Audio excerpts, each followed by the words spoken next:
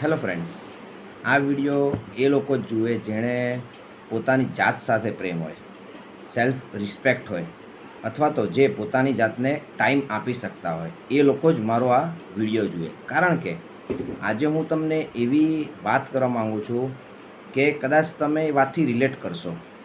તો ઘણીવાર એવું થાય છે કે આપણે કંઈક બેઠા હોઈએ અથવા તો આરામ કરતા હોઈએ અને આપણું મન અને શરીર એટલું બધું થાકી ગયું હોય કે આપણે કશું કરવા માટે આપણે મૂડમાં નથી હોતા. પરંતુ એ ટાઈમે તમારા ફ્રેન્ડ્સનો કે કોઈ રિલેટિવનો ફોન આવે છે કે ચલને જરાક બહાર મળીએ અથવા તો બહાર કશે ચા પીવા જઈએ.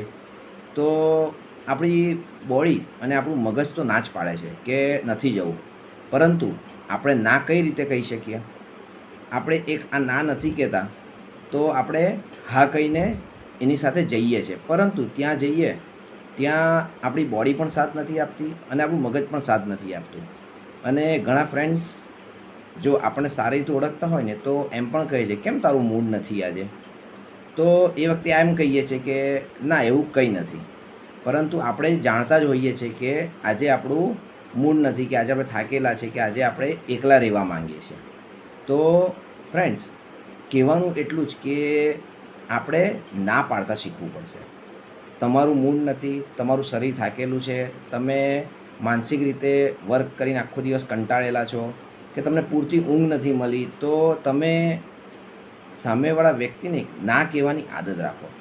કારણ કે તમે એકવાર ના કહેશો તો કદાચ તમે એમ વિચારશો કે મારા ફ્રેન્ડ્સ કે મારા રિલેટિવ શું વિચારશે, કે આટલા ટાઈમ પછી આપણે મળવાનો પ્રોગ્રામ કર્યો, કે એ મને સાંજે બહાર મળવા બોલાવે છે તો આપણે જઈએ, હું ના પાડીશ તો કેવું લાગશે.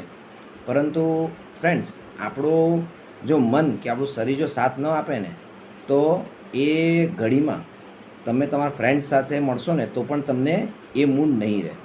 કારણ કે તમારું મગજ એ વખતે ખૂબ જ થાકેલું હોય છે. તો આ એક ના પાડશો તો કોઈને ખોટું નથી લાગવાનું. અને જો તમને સામેવાળો વ્યક્તિ બહુ સારી રીતે ઓળખતો હશે ને તો એ સમજી જશે કે આનું આજે મૂડ નથી, અથવા તો આ ભાઈ આજે થાકેલા છે. તો મિત્રો, કહેવાનું એટલું જ કે ના પાડતા શીખો. કારણ કે હા પાડીને બી તમને કશું સારું થવાનું નથી. એટલે ના પાડતા શીખો. ના પાડવાથી કોઈ નાનું નથી થઈ જતું. આપણે એમ પણ કહી શકીએ છીએ કે આપણે બીજી વાર આવો કોઈ પ્રોગ્રામ કરીશું. તો ફ્રેન્ડ્સ, જો તમે પોતાની જાતને સેલ્ફ લવ કરતા હો, અથવા તમે જો પોતાના મનની અને બોડીની કેર કરવા માંગતા હો, તો આ એક નાનો શબ્દ છે ના, એ બોલતા શીખો. આના કારણે તમારા ઘણા બધા પ્રોબ્લેમ સોલ્વ થઈ જાય છે. Thank you.